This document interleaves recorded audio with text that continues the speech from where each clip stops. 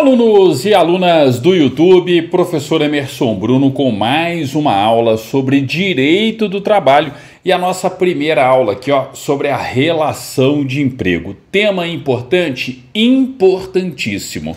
Sempre tem pelo menos uma questão falando de relação de emprego, tá? Quem já faz parte aí das salas virtuais de estudos para algum TRT, né, vai perceber que eu já organizei lá as baterias com as questões referentes ao tema relação de emprego. E sempre tem ali, ó, num concurso de TRT ou obviamente no concurso do TST, a cobrança do tema relação de emprego, tá? Só para esclarecer um fato aqui, o professor não está ao vivo. Estou gravando a aula porque a internet aqui está bem instável, já estou retornando para o Brasil, ainda, né, em terras latino-americanas, mas, enfim, né, em terras hispânicas da Latinoamérica, pregando aqui, inclusive, né, concretizando o parágrafo único do artigo 4º da CF 88, o professor está aqui na diplomacia, fazendo a integração política, econômica, social e cultural dos povos da América Latina. Mas enfim, né? Gravado aqui, ó, o importante é o conteúdo. Então, ó, acompanhe aí qual o conteúdo, professor. Nós vamos falar de quê? Nós vamos falar de relação de trabalho e especificamente relação de emprego. Se você pegar os editais aí para TRTs, vocês vão perceber que todo edital de TRT coloca assim, ó, da relação de trabalho e da relação de emprego, requisitos e distinção, tá? E aí o que você tem que entender, ó? Uma coisa maior, mais abrangente é a relação de trabalho, ok? Então, a relação de trabalho é menor. É como se fosse assim, ó. É como se a gente estivesse estudando biologia e você tem lá o gênero e a espécie. Relação de trabalho é o gênero, do qual relação de emprego é a espécie, tá? Então, a primeira coisa que você tem que ter em mente é isso aí. Eu tenho dois termos, relação de trabalho, relação de emprego. E qual é o mais abrangente, professor? Qual é o gênero? O gênero é relação de trabalho, do qual a relação de emprego é espécie. Tranquilo? Tranquilo. Só que, além disso, o que é comum aí, ó? Você ter, né, essa seguinte pergunta aqui, ó. Relação de trabalho é uma expressão genérica que representa os tipos / modalidades de contratação para a prestação de serviço. Então, eu estou falando de gênero de contratação. Dessa forma, a expressão relação de trabalho, ó, vai abranger o empregado com o vínculo permanente, o trabalhador que não possui vínculo empregatício, o trabalhador eventual, o trabalhador autônomo. Então, ó, pega não só o seletista de vínculo permanente, mas também o trabalhador que não possui vínculo empregatício, o trabalhador eventual ou o trabalhador autônomo. Ou seja, eu estou falando do gênero, de um conjunto maior, né? Então, ó, eu estou falando no campo do direito do trabalho de uma relação jurídica com dois ou mais sujeitos cujo objeto é a execução de uma atividade laborativa, de um trabalho, qualquer que seja ela, tá? Então percebam que eu estou falando da relação jurídica abrangente, da relação jurídica genérica, tá? Então relação de trabalho é a relação jurídica genérica, é o conjunto maior. Agora, por que você precisa estudar esse conjunto maior? Você vai chegar lá no dia do concurso e vai ter uma pergunta sobre relação de trabalho em si? Não. O que o examinador faz é comparar com o termo relação de emprego.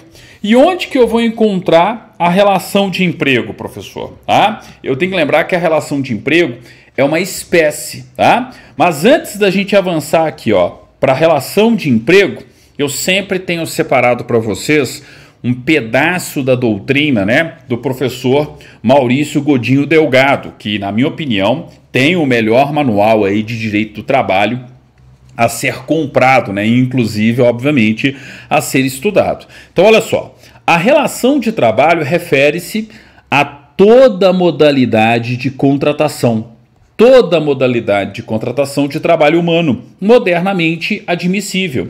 A expressão relação de trabalho englobaria, desse modo, a relação de emprego, a relação de trabalho autônomo, a relação de trabalho eventual, de trabalhador avulso e outras modalidades de pactuação de prestação de labor, tá? Como o trabalho de estágio, por exemplo. Percebam que a listagem, então, não pode e não deve, obviamente, ser uma listagem taxativa, mas uma mera listagem exemplificativa. Por quê? Porque nós estamos falando sempre do gênero aqui, ó. Nós não estamos falando da espécie, nós estamos falando de um conjunto maior. Como assim um conjunto maior? Ó, antes de eu adentrar para as explicações que eu já coloquei no material de vocês aqui, ó, é noção de conjuntos. Como assim, professor, noção de conjuntos? Eu tenho que lembrar o seguinte, existe um conjunto maior, chamado justamente o quê? Relação de trabalho. E dentro do conjunto maior, eu vou encontrar um conjunto menor. Esse conjunto menor é justamente a relação de emprego. Compreenderam? Então, uma coisa é a relação de trabalho, outra coisa é a relação de emprego. Ó, aquilo que eu tinha falado antes, ó. A relação de emprego é uma espécie do gênero relação de trabalho. O conjunto maior é o gênero, relação de trabalho. O conjunto menor é a relação de emprego, tá? Então, ó, a relação de emprego é aquela que decorre, que advém do vínculo empregatício. Então, isso aqui vai estar presente no concurso público, ó. Tem vínculo empregatício? Opa! Se tem vínculo empregatício, é relação de emprego, pois a relação de emprego é aquela que decorre do vínculo empregatício. Dessa forma, a relação de emprego regula exclusivamente o labor, ó, o trabalho, tá? Entre o patrão, que é o empregador, e o empregado, tá? Então eu tenho essa relação de emprego abrangendo justamente, né, o trabalho executado pelo empregado para o seu patrão empregador, né? Devia ter invertido aqui, ó, entre o empregado e o patrão, né, para ficar numa ordem didática aí, mais, né, vamos dizer assim, excesso de preciosismo do professor falar isso, mas enfim, né, poderia ter invertido aí, ó, deveria ter colocado assim, a relação de empregos regula exclusivamente, né, o labor entre o empregado e o patrão empregador, tá? Mas enfim, né? Não tem problema. O importante é você entender que não se trata da mesma coisa. Eu não posso falar que relação de emprego é a mesma coisa que relação de trabalho. Só isso que o concurso cobra, professor? Claro que não. Aí, ó, você tem justamente o ponto alto do tópico no âmbito dos editais para concursos públicos, que são esses requisitos. Quais são os requisitos da relação de emprego, tá? E aí, ó, vocês vão encontrar, tem toda a doutrina, mas é consenso, né? Eu tenho 5 requisitos para a relação de emprego. Para caracterizar a relação de emprego, é importante a existência simultânea. Galera, isso aqui, ó, é questão de prova, hein? Tem que ser a existência concomitante, a existência simultânea de 5 elementos. Então, quais são, né, os 5 requisitos, né? Os 5 requisitos da relação de emprego. Primeiro, eu preciso ter pessoalidade. Ah, o que é isso? Calma que eu já vou explicar. Tá? Depois, pessoa física. Precisa ser prestado por uma pessoa física. Não pode ser algo eventual, tem que ter habitualidade. Preciso ter a existência de uma subordinação jurídica e, obviamente, onerosidade. Ó, isso aqui não é tela de prova. Mas peraí, professor, se não é tela de prova, por que você está falando que é tela de prova? É tela de prova ao quadrado. Isso aqui não cai. Isso aqui é básico, despenca. Quais são os requisitos para a relação de trabalho? Eu tenho pessoalidade, não eventualidade, subordinação e onerosidade. E sabe por que eu falo que é tela de prova ao quadrado? Porque tem um macetinho, autoria minha, hein? Depois vocês vão ver esse macetinho aí na internet como um todo e vão falar, ah, quem criou esse macete aí, esse mnemônico? Aqui, ó, eu tenho penso, ó, né? Penso, só que o P é ao quadrado, ó. Só para vocês entenderem, ó. Penso, tá? Só que esse Pzinho aqui, ó, é ao quadrado. Deixa eu mudar o quadrado aqui do tela de prova, ó. É só você lembrar disso aqui, ó.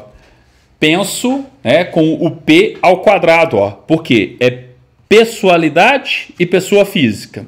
O N, não eventualidade. O S, subordinação. E o O, onerosidade, tá? Então, quais são os requisitos da relação de emprego, professor? Penso que seja pessoalidade, pessoa física, não eventualidade, subordinação, onerosidade, né? Penso que seja, não. Eu penso que é, tá? Pessoalidade, pessoa física, não eventualidade, subordinação e onerosidade. Então é só lembrar, ó, pé, né? A primeira parte aqui, ó, é ao quadrado, porque é pessoalidade e pessoa física. O N, não eventualidade, o S, subordinação e o O de onerosidade. Tranquilo? Então tá aí justamente, né, esses requisitos da relação de emprego. Tá, professor, mas o que significa o primeiro P? O P da pessoalidade, tá? Vamos lá, vamos analisar cada um desses requisitos a partir de agora, ó. Pessoalidade significa o seguinte, gente, ó. A prestação de serviços, ela tem que ser feita de forma pessoal, tá? Por uma pessoa física, tá? Então aqui a gente já tem os dois P's, né? É a pessoalidade e a pessoa física. Então a prestação de serviços, ela tem que ser feita de forma pessoal, pela pessoa física, por um trabalhador, tá? Por um empregado. Então percebam que eu tenho uma prestação de serviços que tem que ser feita de forma pessoal pela pessoa física, né? Logo, ó, o contrato de trabalho, isso aqui não cai, hein? Isso aqui despenca, beleza? Logo, o contrato de trabalho, ele é personalíssimo, intuito personae, tá? Então, ó, eu tenho um contrato que é personalíssimo e intuito personae. Lá em contrato de trabalho a gente vai falar um pouquinho mais sobre isso. Eu só estou adiantando, porque isso aqui, ó, é impressionante a quantidade de questões que falam, né? Que perguntam ali sobre o contrato de trabalho, e aí você já tem que lembrar, ó, o contrato de trabalho, ele é personalíssimo e intuito personae, tá? Afinal, o empregado, ó, ele não pode ser substituído por outra pessoa, é ele quem exerce as atividades, tá? Então essa pessoalidade sempre foi e sempre vai ser importante enquanto um dos requisitos da relação de emprego, tá? Beleza, aí ó, falando ainda da pessoalidade, enquanto requisito na relação de emprego, mais uma vez, a lição de Maurício Godinho Delgado, ó. A relação jurídica pactuada ou efetivamente cumprida deve ser, desse modo, intuito personae, com respeito ao prestador de serviços, que não poderá, estou falando do trabalhador, aquele prestador de serviço, que não poderá, assim, fazer-se substituir intermitentemente por outro trabalhador ao longo da caracterização dos serviços pactuados.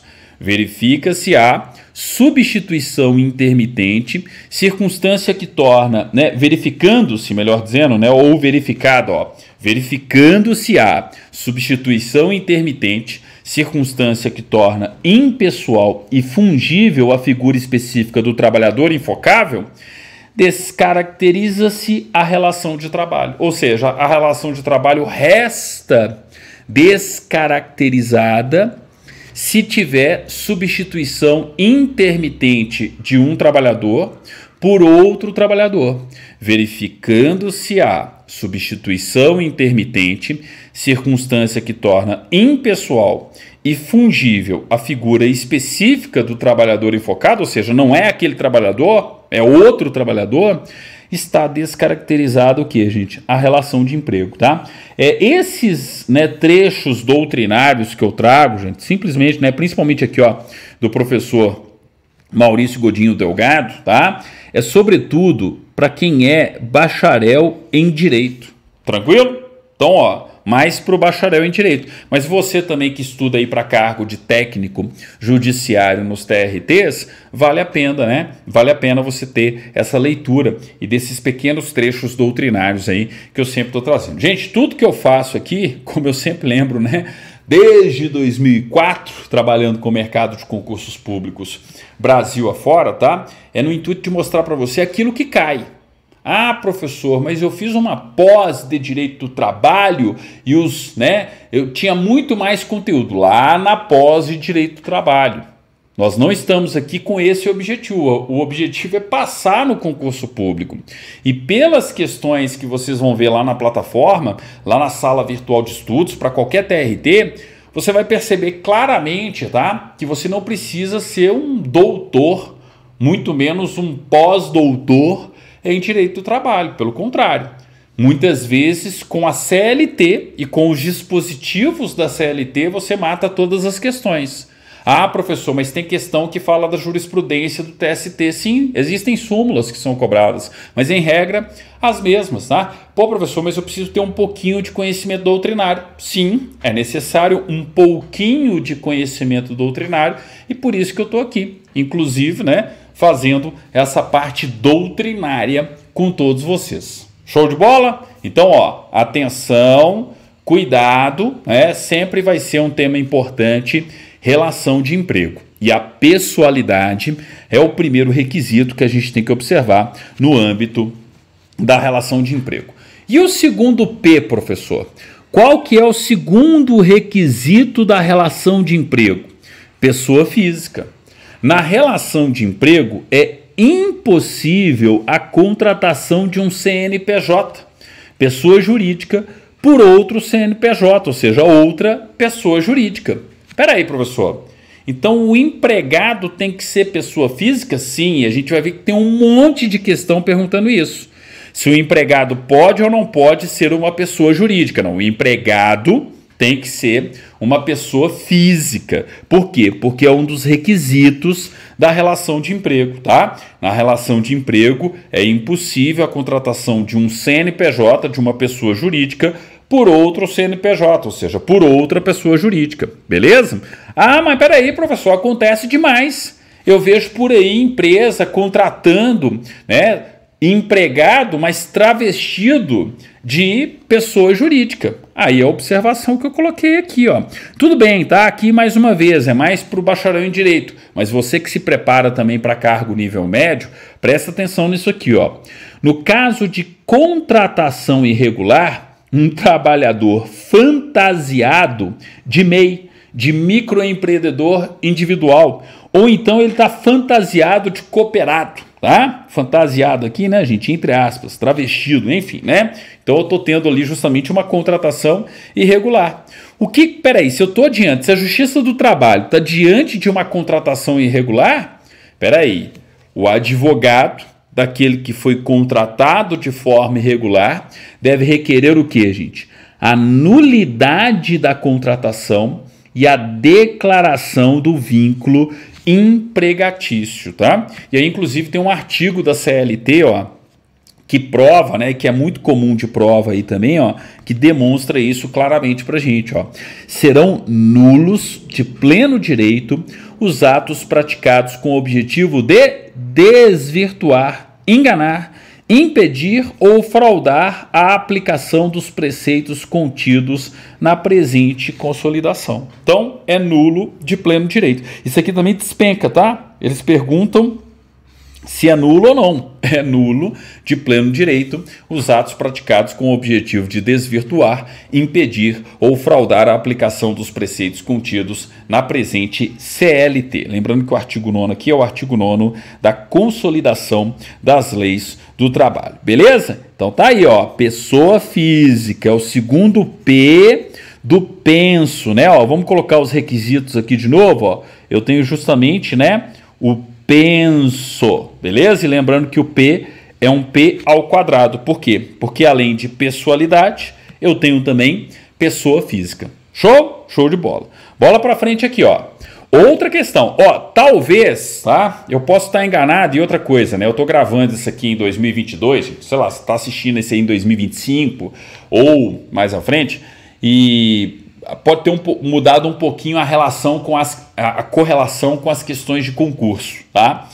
Mas é o seguinte, ó, talvez o requisito mais cobrado em questões de prova com relação à relação de emprego seja justamente o requisito da habitualidade ou não eventualidade, ó, por conta do penso, beleza? Então, habitualidade ou não eventualidade, ó. Lembrando mais uma vez, quais são os requisitos? Eu tenho penso. Então, o P ao quadrado e agora nós estamos justamente na letra N, né? A não eventualidade, o que significa habitualidade. Show de bola? Show de bola.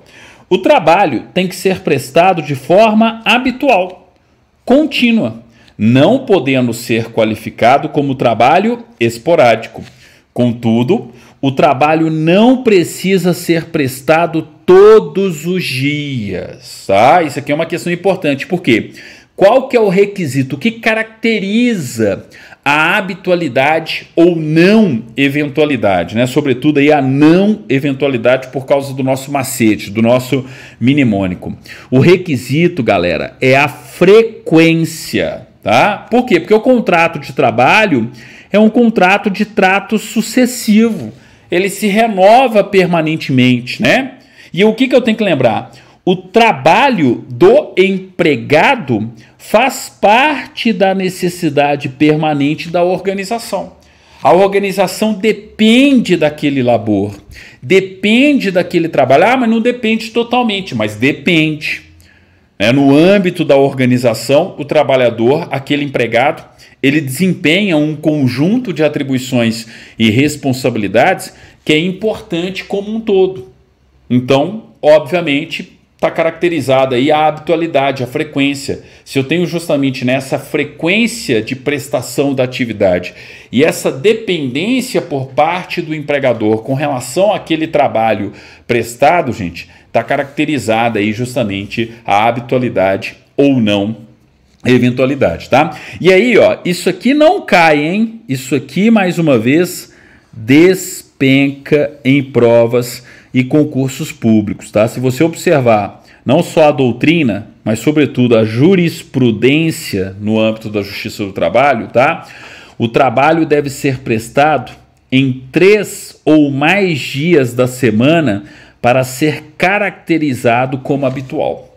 Então eu tenho um trabalhador que trabalha 3 ou mais dias, tá, por semana para uma determinada empresa. Opa, está caracterizado como habitual. Ah, professor, pior que eu já vi um monte de questão falando disso, falando do José, do fulano, da Maria, né? Que até tem uma outra atividade, mas que por 3 ou mais dias de serviço trabalha para o Beltrano, para o fulano, para o ciclano, tá? Opa! No âmbito jurisprudencial, o trabalho deve ser prestado em 3 ou mais dias da semana para ser caracterizado como habitual, tá? Tô lembrando de uma questão aqui, ó, eu não sei qual que foi o TRT, mas fala justamente de um camarada, acho que é Cícero, acho que é Cícero. Eu resolvi ela há pouco, coloquei ela lá na bateria para vocês. Tem uma questão que fala assim, ó, ele é policial, e aí ele tem aquele turno de 12, plantão de 12, mas folga 36, 12 por 36. Só que aí o que o policial faz na folga dele, tá? Para ele aumentar a renda mensal dele? Ele faz bico como segurança nas horas vagas, tá? Para um, sei lá, para um supermercado, esqueci qualquer questão, se é para uma casa noturna, sei lá. Ele faz bico de segurança. Então ele trabalha na Polícia Militar e faz bico. Peraí, professor, mas pelo Estatuto da Polícia Militar isso é proibido. É transgressão disciplinar. tá? Em regra, punível, inclusive, né, com a demissão. Mas, enfim, não é o objetivo, né? Nós não estamos numa aula de estatuto, né? Não estamos numa aula de regime disciplinar, ainda mais de uma corporação militar, tá? Então fica no exemplo seguinte, eu tenho um policial que trabalha no plantão para o Estado, exercendo o seu conjunto de atribuições e responsabilidades como policial. Só que aí, na hora da folga dele, ao invés dele estar de folga, nos dias, né? 36, é 12 por 36, nos dias que ele está de folga ali, o que acontece? Ele está lá prestando serviço de segurança privada. Peraí, quem contratou ele, se tem, né? Sempre para o mesmo, né, contratante, está caracterizada a habitualidade. Ah, mas peraí, professor, ele não poderia fazer isso. Isso aí quem vai tratar é o direito administrativo, o estatuto, o regime disciplinar dele lá na Polícia Militar. No âmbito do direito do trabalho, o vínculo tem que ser reconhecido. Por quê? Porque tem justamente o quê? Né? Essa habitualidade não é eventual. Tranquilo? Vocês vão ver essa questão aí, ó. Quem tem acesso às salas virtuais de estudos, você vai passar. Acho que é Cícero mesmo, é um negócio assim, tá? Mas enfim, você vai perceber essa questão. Uma questão deve ser de um TRT da 24ª região, agora não lembro, tá? Mas enfim, o importante aí é vocês entenderem, ó, no âmbito jurisprudencial, o trabalho deve ser prestado em 3 ou mais dias da semana para ser caracterizado como habitual. Como assim, professor? Mas eu não entendi esse exemplo que você acabou de dar do policial. Gente, se um dia ele trabalha plantão e tem folga de 36 e ele trabalha na folga como segurança, vai dar mais do que 3, vai dar no mínimo 3 vezes por semana, trabalhando como segurança privado para quem o contrata. E, óbvio, né, tem que ser o mesmo contratante, tá? Aí, obviamente, o quê? Está caracterizada a habitualidade, está caracterizada, né, a contratação. Tranquilo? O vínculo, né, a relação de emprego. Beleza? Cuidado, hein? Isso aqui não cai, isso aqui despenca. É um ponto extremamente importante do penso, né, no âmbito dos requisitos da relação de emprego, tá? Outro clássico, ó. Além da habitualidade, além da não eventualidade, você tem que lembrar disso aqui, ó. Subordinação. Subordinação é outro campo também, é outra questão importante. E ó, já vou colocar de cara aqui, ó. Essa subordinação é uma subordinação jurídica. O que interessa para o concurso é isso. É subordinação jurídica. Ah, professor, mas tem outras formas de subordinação. Concurso público vai tratar da subordinação jurídica, tá? Então vocês vão perceber que as questões são com relação à subordinação jurídica. Olha só, o empregado depende do empregador, tanto é que é uma relação, né, onde eu preciso ter a aplicação da igualdade material. Nós já vimos, é preciso tratar os desiguais de forma desigual e na medida de suas desigualdades. Então, realmente, o empregado depende do empregador. Logo, nos limites do contrato de trabalho, né, óbvio, tá? O empregado, ele tem dever de obediência ao empregador, estando subordinado às suas ordens. Mas repito, gente, sempre dentro dos limites do contrato de trabalho, né? Das regras civilizadas do Estado Democrático de Direito. Ok? O empregado depende do empregador, tem dever de obediência ao empregador, mas isso não autoriza o empregador a fazer com ele, por exemplo, assédio moral ou pior, assédio sexual. Ah, é claro que eu não posso ter esse tipo de situação, tá? Mas enfim, bastante, né, atenção com isso aqui, ó, sempre nos limites, né, daquilo que é possível dentro do direito do trabalho, nos limites do contrato de trabalho, tá? A subordinação, ó, é jurídica, ou seja, está presente na legislação trabalhista. Aí o seguinte, ó, principalmente para quem é bacharel em direito, presta atenção nessa lição do professor Maurício Godinho Delgado aqui, ó. A subordinação, essa subordinação jurídica consiste, tá, na situação jurídica derivada do contrato de trabalho. Por quê? Porque é sempre nos limites do contrato de trabalho, pelo qual o empregado compromete-se a acolher o poder de direção empresarial, no modo de realização de sua prestação de serviço. Você faz, cumpre, né, o seu conjunto de atribuições e responsabilidades dentro das diretrizes, das ordens emanadas pelo seu empregador, pelo seu patrão, beleza? Então, ó, na situação jurídica derivada do contrato de trabalho, pela qual, né, a subordinação consiste, né, na situação jurídica derivada do contrato de trabalho, pelo qual o empregado compromete-se a acolher o poder de direção empresarial no modo de realização de sua prestação de serviço. Traduz-se, em suma, na situação em que se encontra o trabalhador, decorrente da limitação contratual da autonomia de sua vontade, para o fim de transferir ao empregador, ao patrão, o poder de direção sobre a atividade que desempenha. Então, eu, que presto atividade, estou subordinado. Estou subordinado às ordens, à direção empresarial daquela organização. Entenderam? Então eu transfiro a minha autonomia da vontade, eu não sou mais um autônomo, eu transfiro a minha autonomia da vontade para o patrão, para o empregador.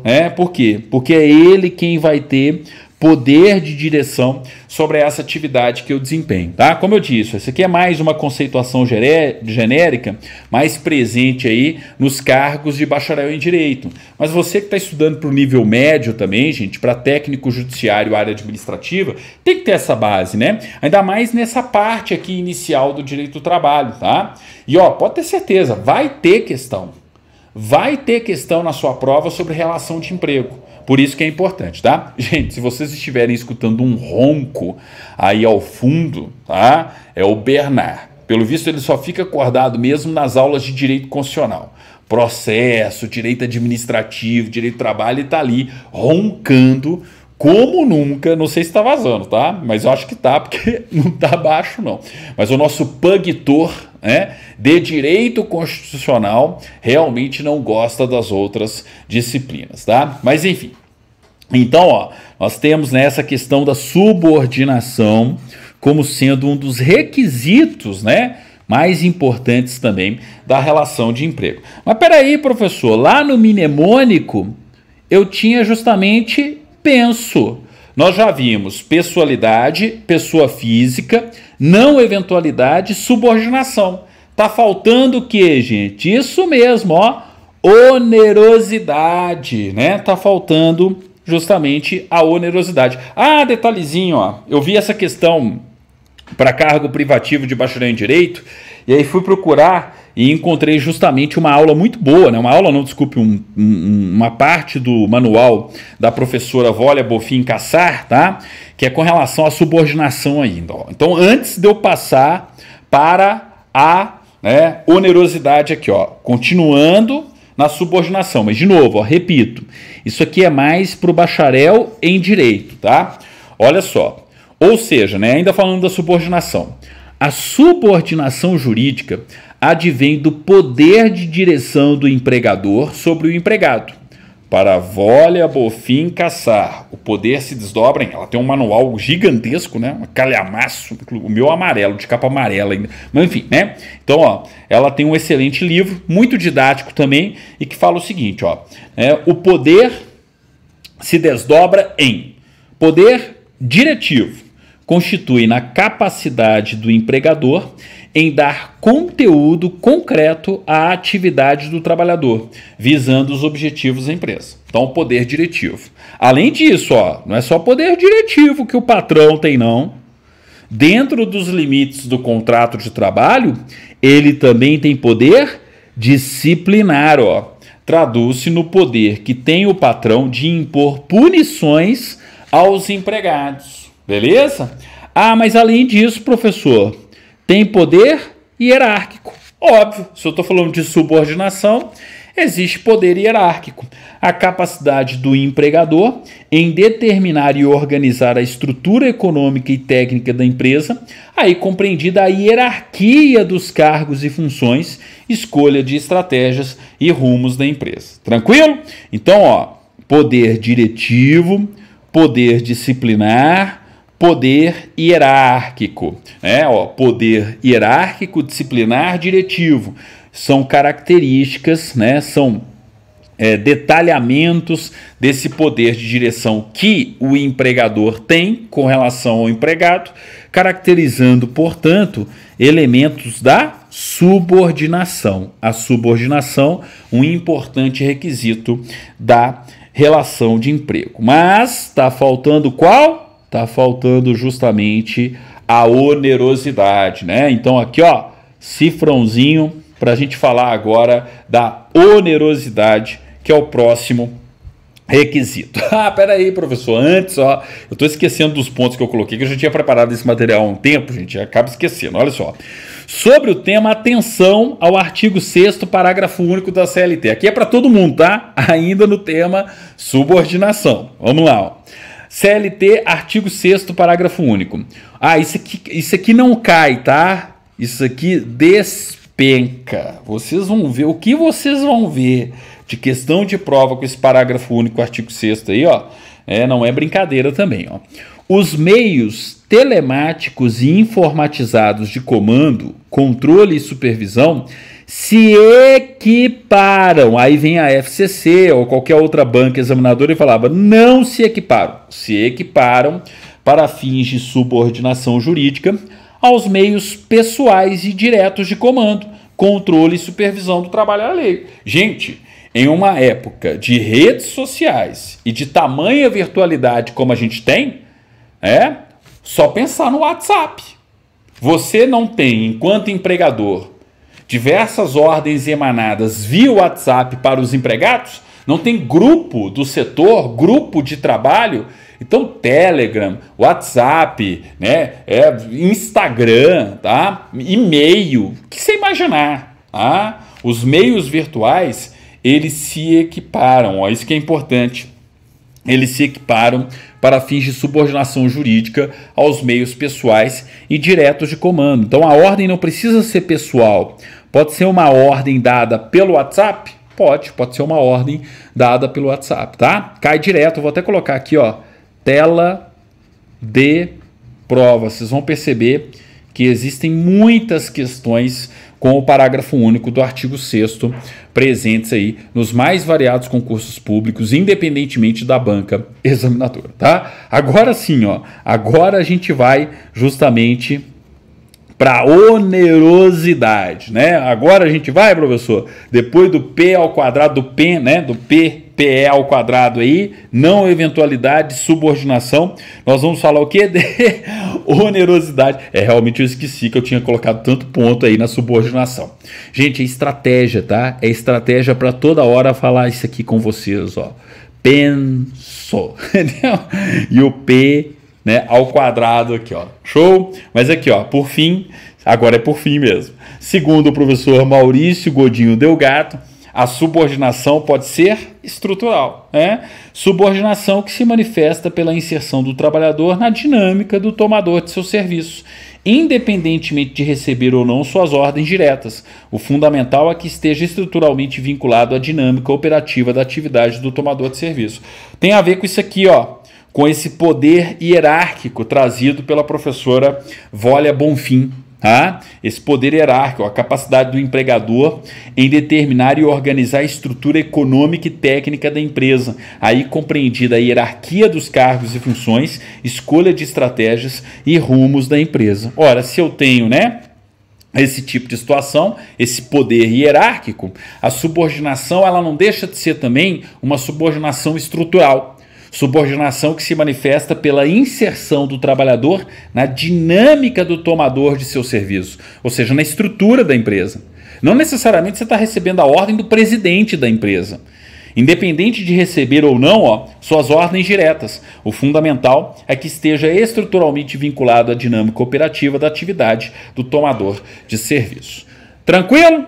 Tranquilo, né? Então a gente tem aí justamente essa característica importante. Agora sim, onerosidade, tá? Então, ó, de novo, esquematizando mais uma vez, eu tenho penso. Lembrando que o P aqui, ó, é ao quadrado, que é pessoalidade e pessoa física. Não eventualidade, subordinação e onerosidade. Beleza? Beleza. A relação de emprego é também uma relação econômica.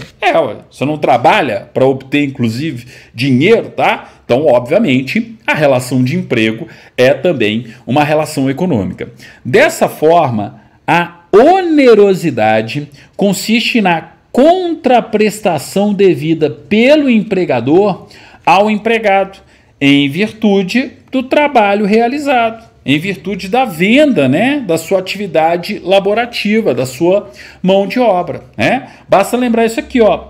Enquanto o empregado tem o dever de trabalhar, o empregador tem o dever de pagar. Então eu tenho justamente uma onerosidade, né, uma relação econômica que vai ter justamente aí essa onerosidade caracterizada. Ó, isso aqui também é outra afirmativa comum de todas as bancas, hein? Vocês vão ver isso aqui inúmeras vezes, ó. O contrato de trabalho é bilateral, sinalagmático, cria obrigação entre as partes, e oneroso. Guarda essa frase aí, ó. O contrato de trabalho é bilateral, sinalagmático e oneroso. Ah, o que é sinalagmático, professor? Cria obrigação entre as partes, tá? Grosso modo aqui. Eles não vão perguntar para você o que é sinalagmático, não, mas só para você ter ideia aí, ó. Cria obrigação entre as partes. Então, ó, o contrato de trabalho é bilateral? É. É sinalagmático? É. E é oneroso? É. Por quê? Porque a onerosidade, tá, é um dos requisitos da relação de emprego, beleza? O contrato de trabalho, ele formaliza o conjunto de prestações e contraprestações recíprocas entre as partes, de uma forma economicamente mensurável. Eu tenho lá o conjunto de atribuições e responsabilidades do empregado, mas eu também tenho os deveres do empregador, ok? Então percebam, essa característica natural do contrato de trabalho. Ele é bilateral entre duas partes, ele é sinalagmático, né? Cria obrigação entre as partes e, obviamente, ele é oneroso, pois a onerosidade é um dos requisitos da relação de emprego, tá? E aí, ó, aqui é mais para o bacharel em direito também, mas não custa nada você que se prepara também para um cargo nível médio prestar atenção. Por fim, explica Maurício Godinho Delgado. A onerosidade, como elemento fato jurídico componente da relação de emprego, não deve, contudo, ser enfocada sob a ótica do trabalho realizado, ou mesmo sob a ótica do tomador de serviços, tá? Que é justamente, né, o empregador. É que, considerado sob qualquer dessas duas perspectivas, o elemento fato jurídico da onerosidade estaria sempre presente, desde que houvesse prestação de trabalho por alguém a outrem. Afinal, todo trabalho, mesmo simples, é passível de mensuração econômica no contemporâneo sistema de mercado, sempre tendo determinado valor econômico para seu tomador, para quem recebe o serviço, né, prestado. Beleza. Aí que vem a frase importante, ó. Deve a onerosidade, portanto, ser enfocado sobre a ótica do prestador de serviços. Apenas nessa perspectiva é que ela constitui elemento fato jurídico da relação de emprego. Repito, isso é mais para quem é bacharel em direito, tá? Para os cargos privativos de bacharel em direito. Todo mundo que é bacharel em direito aí, ó, e tem o livro, né, do professor Maurício Godinho Delgado como livro de cabeceira no âmbito do direito do trabalho, já deve ter passado e grifado essa parte aqui, ó. Por quê? Porque isso já foi questão de prova para quem é bacharel em direito. Ah, professor, eu não sou. Estou fazendo concurso para analista judiciário, área administrativa do TRT. Estou fazendo concurso para técnico judiciário do TRT. Muito difícil eles irem para esse caminho aqui, ó. Eles vão perguntar se a onerosidade é requisito da relação de emprego. Você vai responder é. Por quê? Porque eu tenho justamente essa necessidade, né, de mensurar a relação econômica mas sobretudo da ótica de quem? Sobretudo da ótica de quem trabalha, porque eu dependo da grana para inclusive ter a minha subsistência, beleza? Mas enfim, como eu disse, é só um excesso de precaução que o professor está tendo aqui, sobretudo, né, para os cargos privativos de bacharel em Direito. Professor, como é que você monta esses materiais? Gente, eu saio pegando questão de prova, saio pegando as questões de prova, e aí eu organizo todas as questões de prova primeiro. Aí eu vou vendo o seguinte, opa, peraí, a banca cobrou mais isso, cobrou mais aquilo.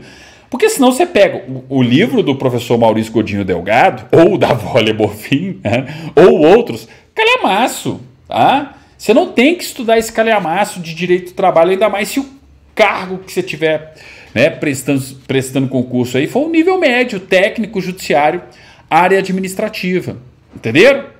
Vai nesses pontos aqui. Ah, mas peraí, professor, tem um monte de questão que é baseado lá na CLT. Calma, eu vou pegar, a nossa próxima aula é só sobre os dispositivos da CLT.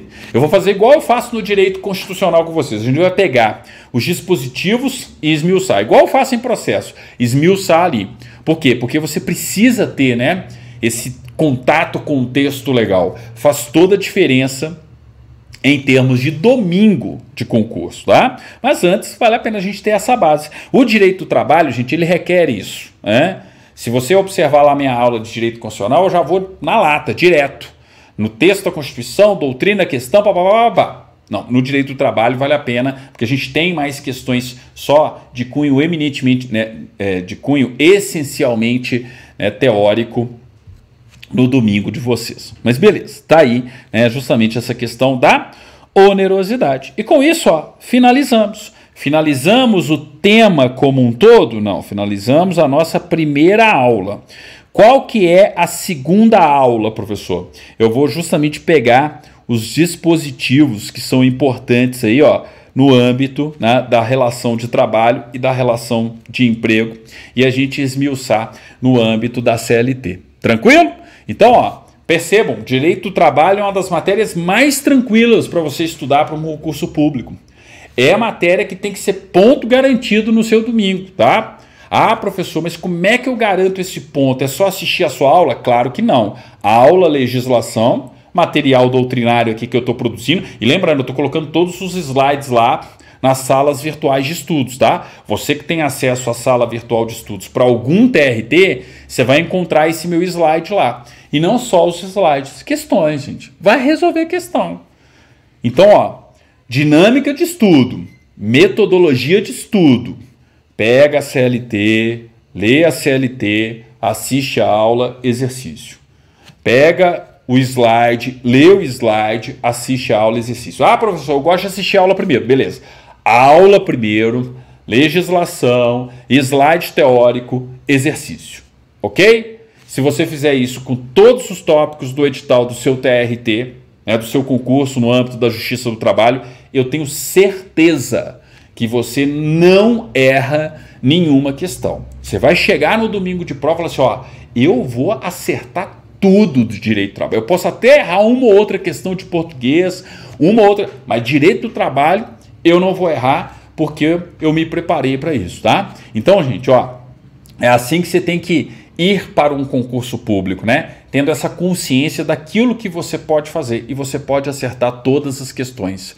Vai por mim, você pode acertar todas as questões. E aí você vai escolher onde você vai trabalhar. Se você vai trabalhar no TRT da 3ª região, se vai ser no TRT da 5ª lá na Bahia, se vai ser no TRT da 17ª região no Espírito Santo, se vai ser no TRT, né, da 4ª região no Rio Grande do Sul, se vai ser no TRT onde que for.